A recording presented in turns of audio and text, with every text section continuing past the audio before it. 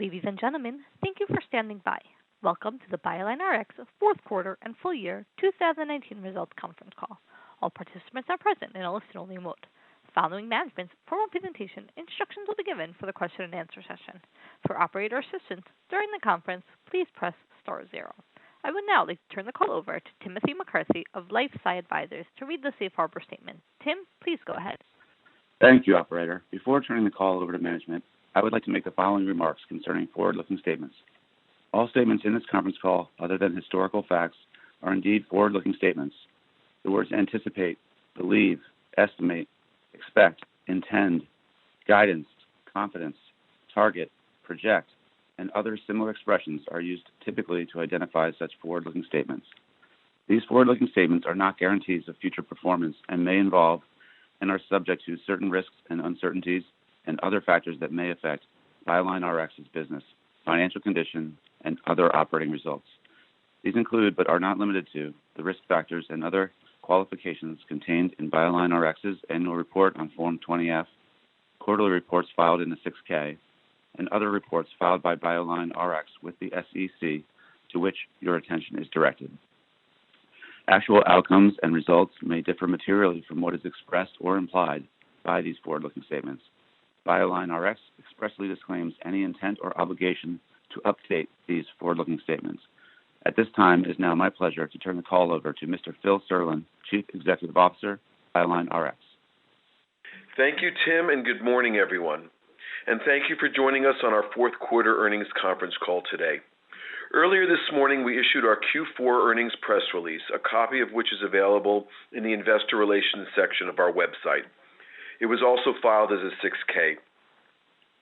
I will begin with a brief review of our programs and activities, recap our upcoming milestones over the next several quarters, and then Mali Zeevi, our Chief Financial Officer, will provide a short discussion of our financial results. We will then open up the call to your questions. Also joining the call for Q&A are Abby Weinstein, our Vice President, Clinical Development, and Ella Sorani, our Vice President, Research and Development. During the fourth quarter, we achieved a significant development milestone with the announcement of preliminary Phase 2 data from the triple combination arm of our ongoing Combat Keynote-202 clinical trial that we are running in collaboration with Merck. Recall that this trial is evaluating BL-8040, which we are now calling motixafortide, in combination with Merck's Keytruda and chemotherapy as a second-line treatment for pancreatic ductal adenocarcinoma, or PDAC. PDAC is a particularly challenging form of cancer due to its aggressive biology and late stage at the time of detection. Approximately 50% of patients are initially diagnosed at stage 4. These factors contribute to a very poor prognosis for these patients. Moreover, PDAC is also a cold tumor that is not receptive to currently available immuno-oncology agents, so more effective treatment options are desperately needed for this patient population. Motixafortide targets the chemokine receptor CXCR4, a well-established cancer target, which is believed to play a key role in tumor growth, invasion, angiogenesis, metastasis, and therapeutic resistance. CXCR4 is overexpressed in more than 70% of cancers and has shown to be correlated with poor prognosis. Previously, the results of the dual combination arm of the Combat Keynote-202 study that we announced last year show that motixafortide affects multiple modes of action in cold tumors, such as pancreatic cancer, including immune cell trafficking, tumor infiltration by immune effector T cells, and reduction in immunosuppressive cells within the tumor niche. By doing so, motixafortide, when combined with a checkpoint inhibitor such as Keytruda, shows greater clinical activity than checkpoint inhibitor therapy alone. In the triple combination arm of the study, which is ongoing, we are testing the hypothesis that the addition of chemotherapy to this already promising combination will prove synergistic and yield further improvements in both efficacy and durability. In December, we presented preliminary data at the European Society of Medical Oncology Immuno-Oncology Congress, otherwise known as ESMO-IO, in Geneva. As of the December 5th data cutoff date, 30 patients were evaluable for safety and 22 were evaluable for efficacy. All patients enrolled were originally diagnosed with stage 4 metastatic PDAC and had progressed following first-line treatment with gemcitabine-based chemotherapy. Recapping the highlights. Best response for the 22 patients evaluable for efficacy showed 7 partial response and 10 stable disease patients, resulting in an overall response rate of 32%, versus 17% for standard of care, and a disease control rate of 77% versus 52% for standard of care. Notably, the combination showed continuity of effect. 5 patients with stable disease became partial responders as treatment continued. Out of the 7 partial responders, 5 were still on treatment, with a maximum treatment time of over 330 days, and 4 responders showed a reduction in tumor burden of over 50%. Median duration of clinical benefit until progression for the 17 patients with disease control was 7.8 months versus 3 to 4 months under standard of care chemotherapy. The combination was generally well tolerated with a safety profile that one would expect from chemotherapy-based treatment regimens. In terms of next steps, in January we announced that we had completed enrollment of 40 patients in the triple combination arm. The trial is progressing as planned, and we expect to report progression-free survival and overall survival data mid-year.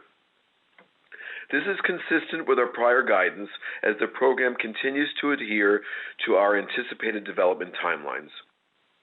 We were also extremely pleased to receive a notice of allowance from the U.S. Patent Office in January, entitling us to long-term, highly enforceable, and broad patent protection for motixafortide in combination with any PD-1 inhibitor, and more importantly, for all cancer indications, including, of course, any solid tumor. This important patent allowance through 2036 supports our immuno-oncology efforts for motixafortide in a very significant way. Turning now to our other pipeline indications, we are also evaluating motixafortide in acute myeloid leukemia, as well as stem cell mobilization for multiple myeloma patients.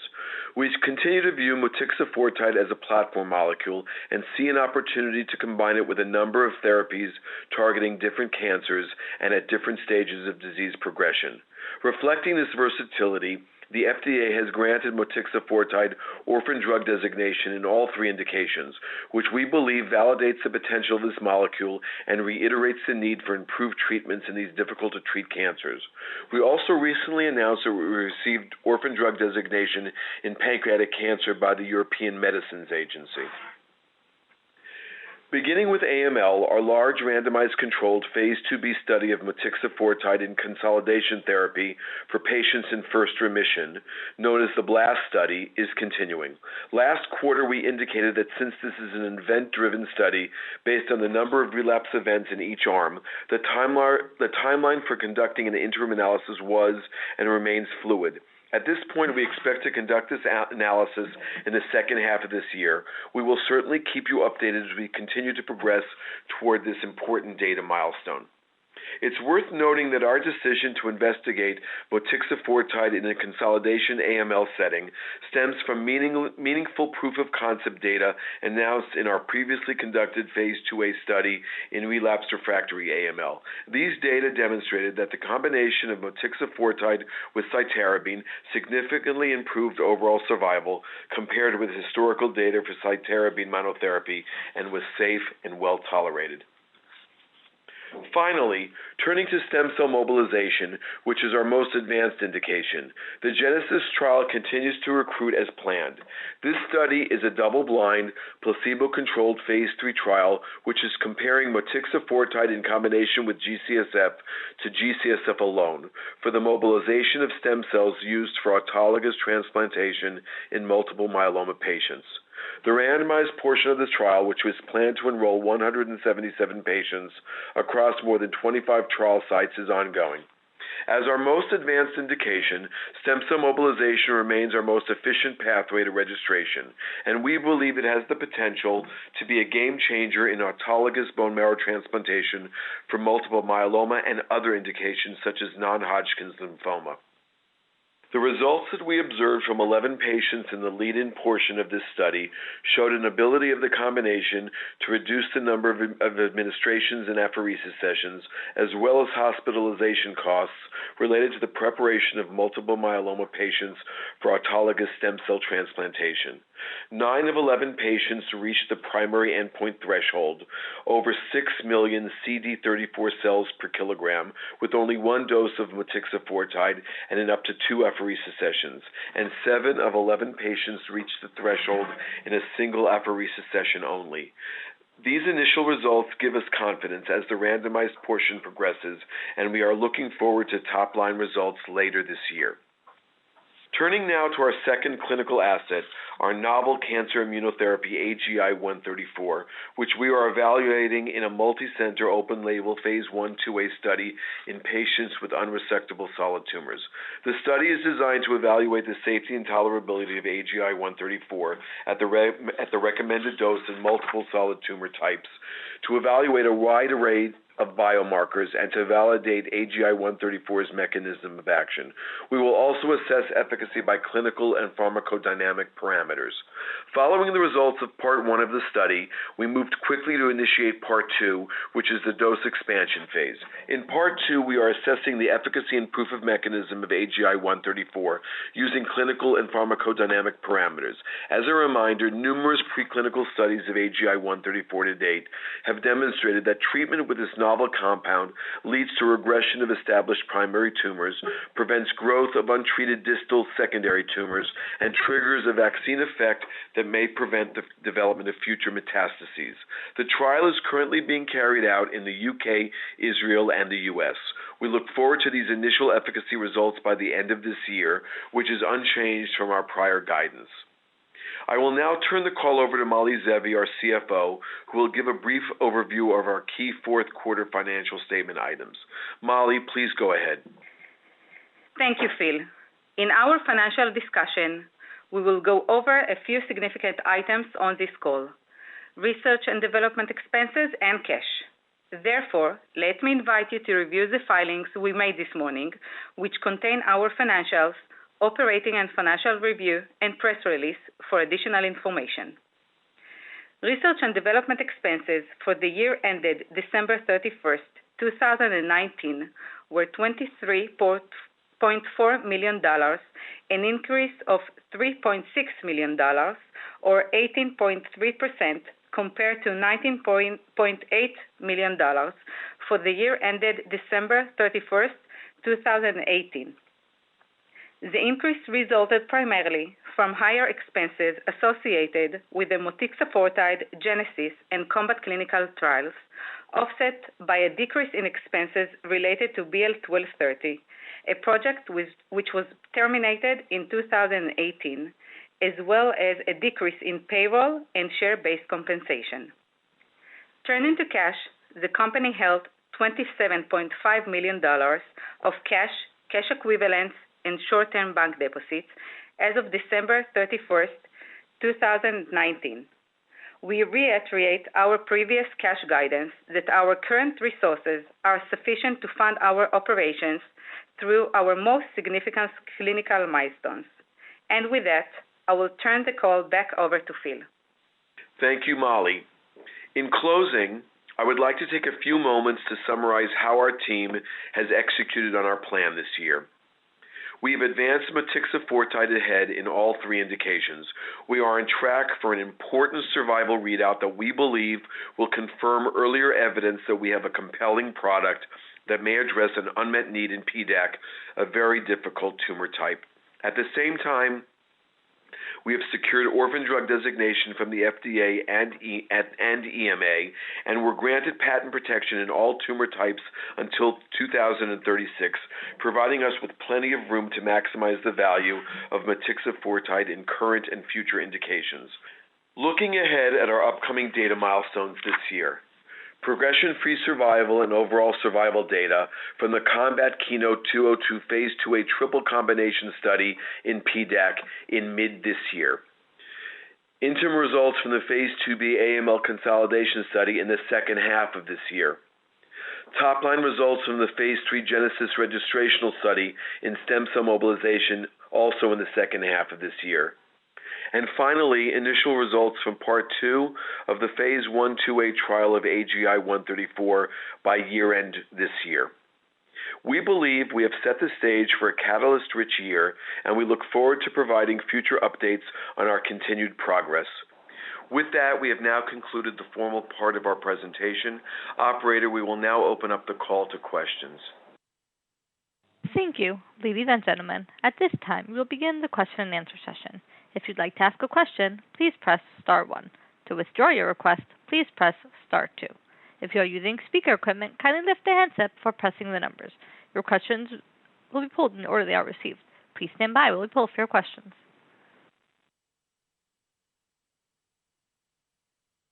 The first question is from Mark Breidenbach of Oppenheimer. Please go ahead.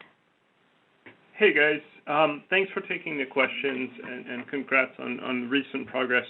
I guess I wanted to just start with asking if any of your planned 2020 clinical readouts are contingent on the timing of specific medical meetings. Would you release the data via press release if we see any major delays or reschedulings of medical meetings? For instance, we just saw that with AACR. Would you kind of stick to the schedule you have now, or stick to the revised schedule to accommodate for reschedulings? Thanks. Yeah. So thanks, Mark. Good morning. So we intend to put the data out mid-year. We've always intended to put out the data, the next data set, in the middle of the year, and we're still guiding towards that. So whether or not there are any of the conferences are delayed significantly, even for up to into next year, what have you, that shouldn't affect our schedule for releasing data. Okay, that's helpful. And maybe specifically with regard to the Genesis trial, since we're not too far away from this data, is it reasonable to expect that the top-line data would be delivered via press release, and then a more detailed analysis would be included at a medical meeting? And can you also remind us on the follow-up requirements that we should be thinking about for Genesis before an NDA filing could go forward? Abby, go ahead, please. Hi, Mark. It's Abby here. Yes, actually, it will depend exactly what will be the timelines for this, but I think that we will be able to report in a press release the top-line results, and further we will extend and make more analysis and present more data in one of the conferences. Okay, but in terms of follow-up? In terms of follow-up, it depends. It will take more time, and I think in this regard we will be able to present this in one of the conference more than in a press release, because we have more time to do that is for the primary endpoint. Okay. And maybe just a final one from me, also on the stem cell mobilization topic. Have you given any more thought to the idea of potential label expansions into autologous transplants outside of multiple myeloma, in terms of thoughts around minimal requirements for enabling usage of this product in transplants for instance, auto transplants in non-Hodgkin's lymphoma? We actually have this thought all the time. We didn't change our thoughts in regard to opening the label, but our main endpoint is to complete the Genesis, have the data, and hopefully be successful. And from there, we will be able to expand the label to other indications when we will be already in the market. Okay, terrific. Thanks for taking the questions. Okay, thanks. The next question is from Joe Pantginis of H.C. Wainwright. Please go ahead. Hi, everyone. Thanks for taking the question. Phil, my questions are really forward-looking here, so please bear with me. The first part is, though, I think it's a good time for maybe a little bit of a reminder with regard to the pancreatic study. Since this is a clinical collaboration with Merck, can you just remind us again that Merck does not, say, for example, have any right to first look for the product for any potential partnership, and that you're completely open with regard to potential partnering opportunities? Yeah, that's correct. Our collaboration with Merck has no strings attached whatsoever from a business development perspective. No first look. I mean, obviously they're seeing the data as we go along. We have regular meetings with them, but other than that, they have no rights on the, any licensing rights or anything like that on the asset. No, that's helpful. Thanks for the reminder. And then, so my forward-looking statement or question really has to do with next steps, not only for PANC but also for the Genesis study and potential path to market. So Genesis is clear. I wanted to see if you had any broad strokes for what a potential registration path could be for PANC, assuming the survival data come out positive. And for Genesis, in the stem cell mobilization area, do you look to commercialize it yourself, et cetera? Thanks. Okay, so let me speak to the last question, and then maybe I'll turn it over to Abby as far as the clinical development plan going forward for registration in pancreatic cancer. So I think that we've said very clearly over the last year or so that we intend to look for a collaboration partner going forward for BL-8040. That's our plan. We hope to take the three pieces, of data coming out: AML, stem cell mobilization, pancreatic cancer, and look to collaborate with a larger partner for commercialization, et cetera. Abby, do you want to talk about the pancreatic cancer? Yes. In regard of the development program, basically we are currently moving forward in the indication that we are doing right now, which is actually the tough indication in pancreatic cancer. We are treating patients who are diagnosed in stage 4 and progress after the first line of treatment. This will be our main pathway for approval. However, as for the Genesis trial, our aim is to, after getting hopefully an approval, to moving forward and develop the combination of motixafortide, immunocheckpoint, and chemotherapy for other lines of treatments in pancreatic cancer and also for other indications. Pancreatic cancer is just the indication that we choose in order to show the mechanism of action and the synergism between the immunotherapy, CXCR4, and chemotherapy. But this combination treatment can be applicable for sure for other indications in which immunotherapy didn't show to be much effectively. Great. Thanks for the color and reminders, guys. Okay, have a great day, Joe. If there are any additional questions, please press star 1. To withdraw your question, please press star 2. Please stand by while we pull for more questions.